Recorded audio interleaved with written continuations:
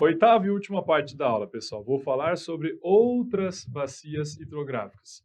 Comentei com vocês. Se a gente começar a analisar as provas, é impressionante o quanto faz perguntas sobre a bacia do Amazonas, a bacia do São Francisco, a bacia do Paraná e até posso pensar na do Tocantins-Araguaia.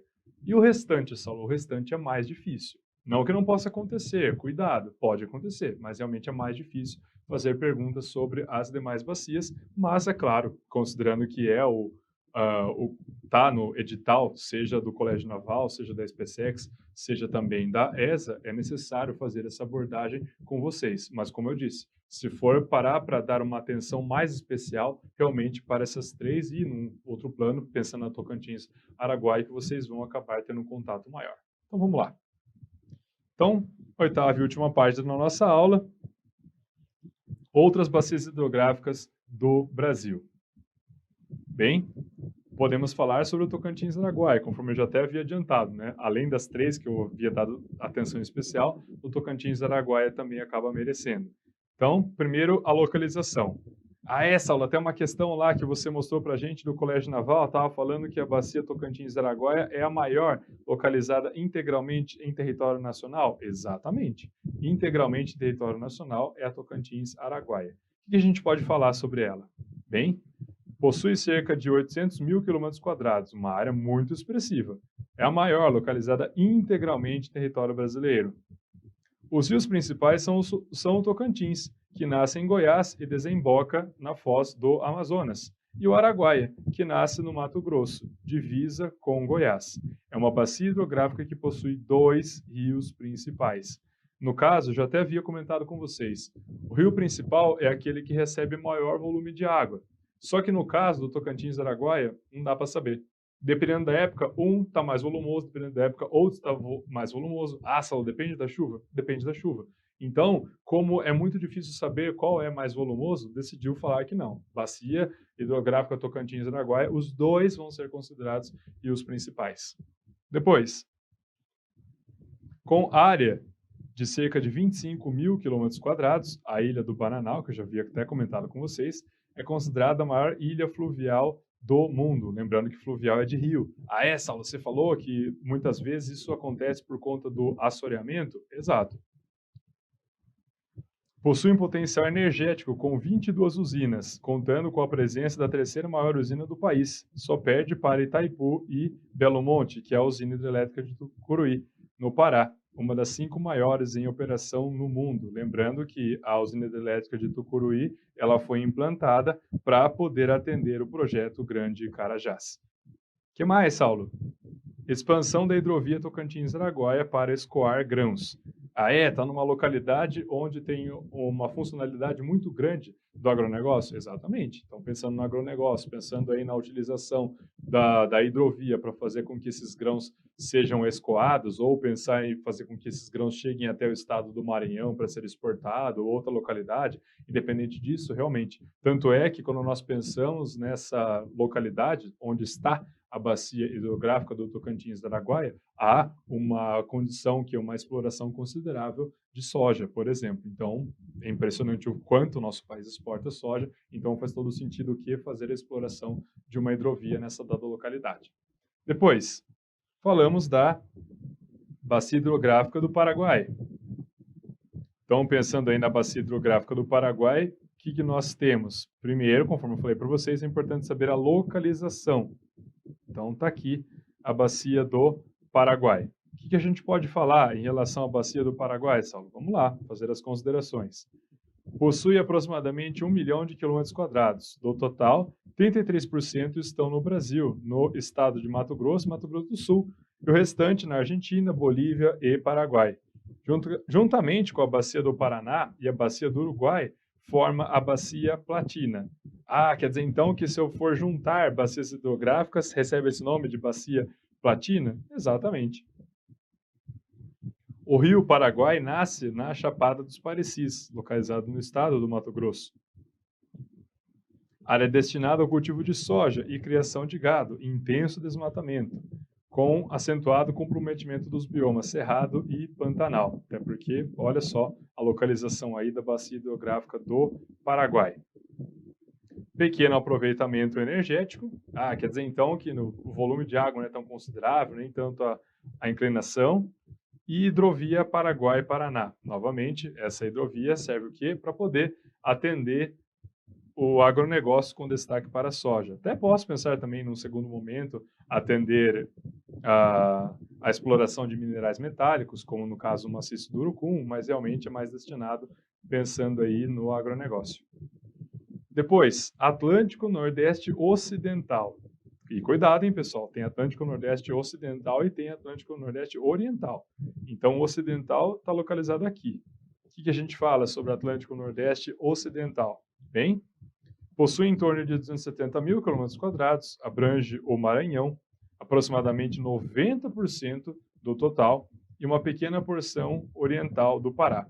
No interior do Maranhão, a água subterrânea representa a principal fonte de abastecimento da população. Olha só que interessante. Então, dependem demais da água subterrânea no estado do Maranhão, já que nessa área muitos rios são intermitentes, ou seja, temporários, também chamados de sazonais. Não possui rio principal. Não possui rio principal? Sim. Quando aparece dessa forma, pessoal, não possui rio principal, significa que realmente não dá para saber qual que é o canal de água que é mais volumoso. Porque existem diversos que são volumosos ou não, nesse caso aí, uma quantidade muito considerável de rios temporários, então acaba fazendo com que tenha essa classificação. Então lembre-se, pessoal, uma bacia hidrográfica pode ter um rio principal? Pode. Pode ter dois? É o caso de Tocantins e Araguaia. Pode não ter rio principal? É justamente esse caso que a gente está vendo. Continuando. É formada por diversas subbacias. Subbacia possui entre 100 e 700 km², e microbacia é menor do que 100 km². Então, pessoal, uma bacia hidrográfica, ela possui essa divisão. A bacia hidrográfica ela é dividida em subbacias e as subbacias são divididas em microbacias. Nossa, então tem toda essa nomenclatura? Tem toda essa nomenclatura, isso daí é uma questão mais técnica. Só coloquei para vocês poderem saber, se de repente vocês se depararem com essa divisão. Não, falou de subbacia, falou de microbacia, é só para ter esse entendimento. E é normal isso, quando faz a regionalização de algo, dentro dessa regionalização faz o que é a sub-regionalização. Como, por exemplo, o Nordeste. O Nordeste é dividido em 4 sub-regiões, Zona da Mata, Agreste, Sertão e Meio Norte. Depois, Parnaíba. Parnaíba localizada aqui entre diversas bacias hidrográficas, conforme a gente está visualizando. Ela está justamente entre a Atlântico Nordeste Ocidental, Oriental, São Francisco e de Tocantins, Araguaia. Bem, o que a gente fala sobre a bacia hidrográfica Parnaíba? Possui cerca de 340 mil km², drena quase a totalidade do estado do Piauí, além de uma pequena parte do estado do Maranhão e Ceará. Então, a gente começa a perceber a importância que ela tem para o estado do Piauí. A região é a segunda mais importante do Nordeste, superada apenas pela bacia do São Francisco. Então, realmente, a do São Francisco tem essa grande importância. O rio principal é o Parnaíba, de mesmo nome, e isso é muito comum. Normalmente o rio principal recebe o nome da bacia, claro, quando tem rio principal. Também ele é chamado de Velho Monge. Aí você está se perguntando, Saulo, por que recebe esse nome de Velho Monge? Bem, quando nós falamos em monge, pelo menos vem a ideia à cabeça, que é algo que? Algo tranquilo, calmo, sereno. E quando eu falo em velho, vai pensar o quê? Algo idoso, ancião. Então, justamente nesse sentido. Analisando, então, o rio Parnaíba, quando começa a ver o que é a trajetória dele, percebe-se que tem uma certa calma, o fluxo de água. Então, por isso que ele acabou recebendo esse apelido. Depois, os principais afluentes são Balsas e Gurgueia. Grande parte da região hidrográfica se encontra no semiárido.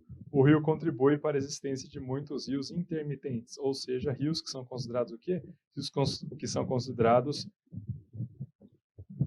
temporários. Vale lembrar que o rio Parnaíba, ele possui a sua foz em delta. A foz em delta, sim, quando ele chega na sua desembocadura, na sua foz, no seu final, ele abre um delta. O que é o delta mesmo? Quando essa foz é distribuída em diversos canais até chegar no Oceano Atlântico, que é justamente o ponto entre o estado do Maranhão e o estado do Piauí.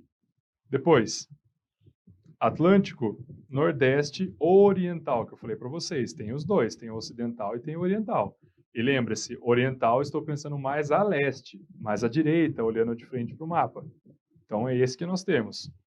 O que a gente pode falar?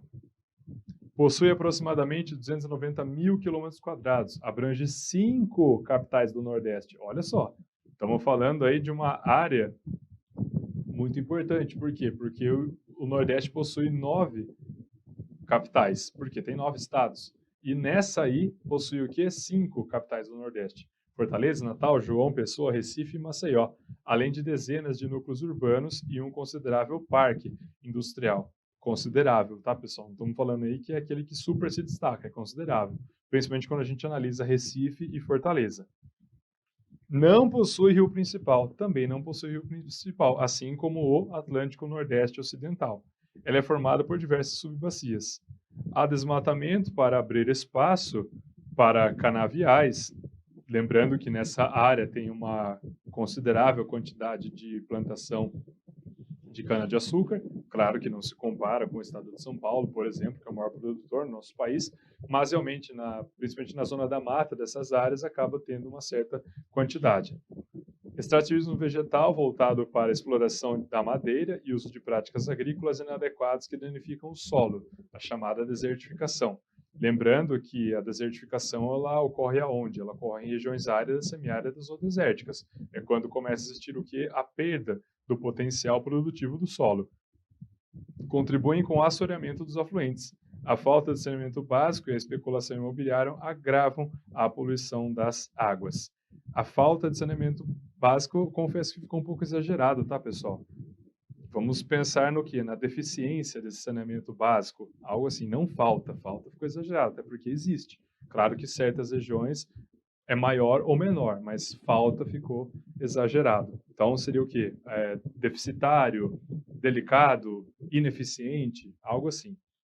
Depois, falamos do Atlântico Leste. Então, Atlântico Leste, que está aqui na coloração vermelha. O que a gente fala sobre essa bacia? Bem, possui em torno de 390 mil quilômetros quadrados, envolve os estados de Sergipe, Bahia, Minas Gerais e Espírito Santo. Não possui rio principal formado por diversas subbacias. Então, a gente está vendo aí que as bacias que são chamadas de Atlântico não tem rio principal.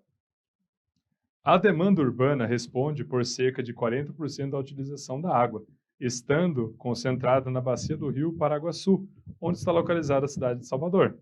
O uso para irrigação e a pecuária corresponde a 50%, foi o que eu comentei com vocês no começo da aula. É impressionante o quanto utiliza-se a água na agricultura. Apesar de ter um parque industrial significativo, a demanda desse setor é pequena, sendo de aproximadamente 10%. Porque, basicamente, quando nós falamos na condição industrial, nessa localidade aí vai ficar aonde? Vai ficar concentrada principalmente nos arredores de Salvador. Depois, Atlântico Sudeste, então, que está ao sul do Atlântico Leste, essa coloração amarela. O que a gente fala? Possui cerca de 230 mil quilômetros quadrados, presente nos estados da região Sudeste e no Paraná. Não possui rio principal, é formado por diversas subbacias. Estão vendo? Até agora, nenhuma bacia hidrográfica que começa com a palavra Atlântico, ela possui rio principal. Considerando a elevada densidade demográfica e o grande desenvolvimento econômico, a região apresenta uma das maiores demandas hídricas nacionais e uma das menores disponibilidades relativas. Então, considerando a localização, realmente o adensamento populacional é gigantesco nessa área. Só que quando a gente pensa em relação à disponibilidade hídrica, ela é muito baixa. Então, significa que é uma área que precisa economizar bastante a água, do contrário, precisaria retirar a água de outra localidade. Ou ainda, quando é afetado, por exemplo, com o fenômeno que nós conhecemos como laninha, a laninha realmente vai fazer com que comece a ter um índice pluvimétrico menor na região sul e sudeste do nosso país. Nessa região, principalmente na zona costeira, a urbanização descontrolada, os portos, os terminais petrolíferos e o aporte de águas fluviais contendo fertilizantes e agrotóxicos provocam diversos impactos ambientais, entre eles a poluição das águas, como consequência da vida animal e vegetal nessa área. Então, aí a gente começa a perceber o quanto realmente, quando estamos falando daquelas áreas que têm a maior concentração populacional, automaticamente a gente tem que pensar o quê? Nessas consequências. Ah, porque tem mais pessoas, vou pensar na urbanização mais intensa, vou pensar na industrialização, vou pensar na agropecuária, faz com que gerem esses impactos ambientais e sociais, o quê? Negativos. Depois, aí a gente fala do Atlântico Sul. Então, nessa coloração rosa, o que a gente pode dizer sobre essa bacia hidrográfica? Possui aproximadamente 185 mil km², abrange a região sul e o estado de São Paulo. Não possui rio principal, conforme eu falei para vocês. Começou com o Atlântico, no Brasil, o nome das bacias hidrográficas realmente não possui rio principal. Então tem isso em comum e ajuda a famosa decoreba. Há um grande desenvolvimento econômico na região e elevada densidade demográfica, com a maior parte da população na zona urbana. Apesar disso, a maior demanda por água provém da irrigação, correspondendo a mais de 65% do total. Esse dado impressiona, porque apesar de ter um adensamento populacional gigantesco, ainda assim, a maior demanda por água vem da irrigação. E, por último, a gente fala do quê? A gente fala da bacia hidrográfica do Uruguai, que é engraçado, né? Fala bacia hidrográfica do Uruguai, sendo que está dentro do Brasil. Mas aí ela está localizada aqui, ó, nessa coloração laranja, assim como o Paraguai, mas está dentro do Brasil. Quer dizer, uma parte está dentro do Brasil, outra parte realmente encontra-se no Paraguai. E do Uruguai, tem o mesmo sentido, Saulo? Exato. Olha só. Possui em torno de 335 mil quilômetros, abrange os estados de Santa Catarina e Rio Grande do Sul. O rio principal é o Uruguai, que nasce na Serra Geral, em Santa Catarina, e deságua entre a Argentina e o Uruguai. A maior demanda por água vem da irrigação, 82% do total. Vale lembrar que essa demanda por água vem principalmente da onde? Vem principalmente da risicultura, que é a plantação de arroz, uma vez que o estado do Rio Grande do Sul responde por aproximadamente 55% da produção de arroz no nosso país. Depois, grande parte utilizado no cultivo de arroz por inundação, que ocorre em período de 3 meses do ano, principalmente no oeste do Rio Grande do Sul, conforme eu já havia adiantado. A contaminação das águas pelos efluentes da suinocultura, criação de porcos, da avicultura, dos agrotóxicos e do esgoto doméstico é um grave problema na região. Sim, até porque quando a gente começa a pensar em relação à criação de aves, à criação de porcos, realmente o estado de Santa Catarina, mais precisamente o oeste do estado de Santa Catarina, tem uma produção muito expressiva. Aí isso somado à utilização dos agroquímicos realmente faz com que gerem esses impactos ambientais negativos, bem como, consequentemente, os impactos sociais, uma vez que essa quantidade de poluentes podem vir a chegar até o lençol freático, por exemplo, ou ainda pensando no aquífero Guarani, que faz parte dessa localização. Então, vamos ver como esse assunto sobre outras bacias hidrográficas no nosso país, Tocantins, Araguaia, pensar ainda no Paraguai, Uruguai, do Atlântico, diversas do Atlântico e assim por diante, podem ser cobradas na hora da prova. Vamos lá. Questão número 9, ESA 2020. O Brasil, devido à sua dimensão geográfica e suas condições climáticas, possui bacias hidrográficas. Sobre as características dessas bacias, é correto afirmar que... Então, vamos lá. A. A bacia do Rio Paraná é a bacia com maior potencial hidroelétrico disponível? Não. Se eu for pensar na bacia do Paraná, realmente é aquela que concentra a maior quantidade de hidrelétricas. Mas se eu for pensar no local que tem o maior potencial hidrelétrico, o maior potencial hidrelétrico seria o quê? Seria a bacia do Amazonas, e não a bacia do Paraná. Saulo, até porque você comentou isso com a gente, você falou que na bacia hidrográfica do Amazonas é a maior do mundo. O rio principal, que é o rio Amazonas, ele é de planície. Mas a gente pensa nos seus afluentes, os afluentes são o quê? São de planalto. Então, estou falando do quê? O fato de instalar essas hidrelétricas nos afluentes e não no rio Amazonas. Então, é por isso que quando a gente fala do potencial, ou seja, o local que eu vou instalar as hidrelétricas, o que tem maior no nosso país é o quê? É a bacia hidrográfica do Amazonas e não em relação à bacia do Paraná. Novamente, a do Paraná é que realmente concentra as hidrelétricas. Por quê? Porque está no local onde a demanda por energia é maior. Mas não significa que é ali que tem o maior potencial. Realmente, o maior potencial que tem é na região norte. Já pensou? Se a quantidade de hidrelétricas que a gente tem no Paraná fossem colocadas na região norte, quanta energia não iria conseguir produzir? E, além disso, quantas outras usinas hidrelétricas não conseguiriam instalar naquela região? A diferença está o quê? Está justamente na demanda. Não tem comparação o quanto o Centro-Sul usa de energia comparando com a região norte do nosso país. Continuando, cuidado com essa pegadinha, pessoal. B. A bacia do Rio Amazonas apresenta um regime nival e pluvial em toda a sua extensão? Não. Cuidado com a palavra toda, pessoal. Um regime nival, nival vai ser mais aonde? Vai ser perto da Cordilheira dos Andes ou na Cordilheira dos Andes. Saulo, vai ser ali na nascente do Rio Amazonas, por exemplo, daí sim ele está sendo abastecido por neve. Exato. Agora, pensar em toda a sua extensão, não. A maioria do Rio Amazonas, na verdade, é abastecido pela água da chuva e não pela neve. Então, cuidado com a palavra aí, pessoal, toda. Muito cuidado. C. Na bacia do rio Tocantins-Araguaia, localizam-se a hidrelétrica de Belo Monte. A de Belo Monte está localizada aí no Tocantins-Araguaia? Não.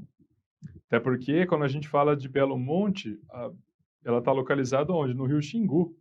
Então, não diz respeito aí à bacia do rio Tocantins-Araguaia. E também maior ilha fluvial do mundo, a do Bananal, aí tudo bem.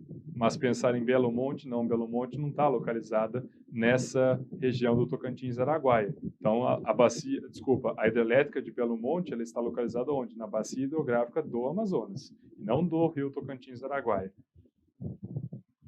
D. A bacia do rio São Francisco nasce na Serra da Canastra? Correto. E atravessa o sertão semiárido, é navegável entre Pirapora, Minas Gerais, e Juazeiro, Bahia? Sim. Essa alternativa, pessoal, ela foi muito polêmica, justamente por conta dessa palavra atravessa. Pessoal, cuidado. Quando eu falo atravessa, eu posso atravessar em diversos pontos.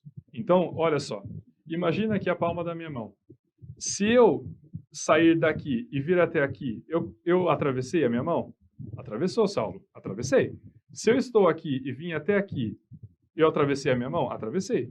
Se eu estou aqui e vim até aqui, eu atravessei a minha mão? Eu atravessei também. Então, tomem cuidado com essa questão de atravessar.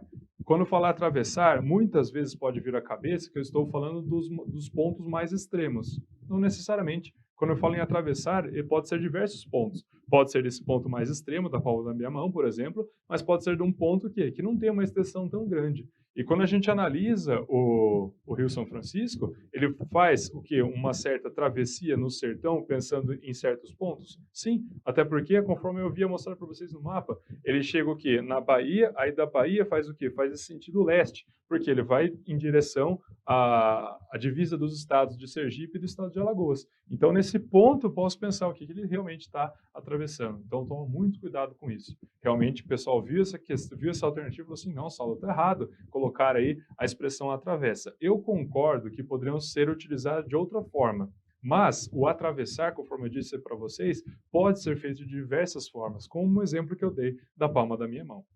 Continuando, vamos aí analisar a E. A bacia do rio Parnaíba é a mais importante da região Nordeste? E aí? É a do Parnaíba que é a mais importante ou do São Francisco? Saulo, do São Francisco, sim. O São Francisco é a mais importante. Até porque, conforme eu havia dito para vocês, entre os apelidos que ela recebe, nós temos o quê? Rio da Integração Nacional. Então, e apresenta afluentes perenes em toda a sua drenagem? Toda a sua drenagem? De jeito nenhum. Até tem afluente que é perene, mas em toda a sua drenagem, de jeito nenhum. Existem o quê? Afluentes que são temporários. Conferindo, conforme eu comentei com vocês, a alternativa correta, alternativa D. Vamos lá para a última questão, questão número 10, ESA 2016. A segunda maior região hidrográfica brasileira, em termos de vazão, que apresenta a maior ilha fluvial do mundo, Ilha do Bananal, e a usina hidrelétrica de Tucuruí, é a região hidrográfica... Saulo, isso daí a gente viu. A gente acabou de ver, fica fácil responder, é do Tocantins-Araguaia. Exatamente. E aqui as palavras-chave, elas ajudam, né, pessoal? Ilha do Bananal, Tucuruí, então isso ajuda bastante. Conferindo. Conforme eu comentei com vocês, alternativa correta, alternativa D. Então, pessoal, chegamos ao final dessa nossa aula 04 sobre hidrografia. Vejo vocês na minha próxima aula, na aula 05. Vou falar sobre o quê? Sobre geopolítica, bem como globalização. Muitíssimo obrigado pela audiência, pessoal. Gostei bastante das perguntas feitas no chat, o que motiva bastante a aula. Excelentes estudos. Qualquer dúvida, por gentileza, me procurem no fórum de dúvidas. Excelentes estudos. Até a próxima.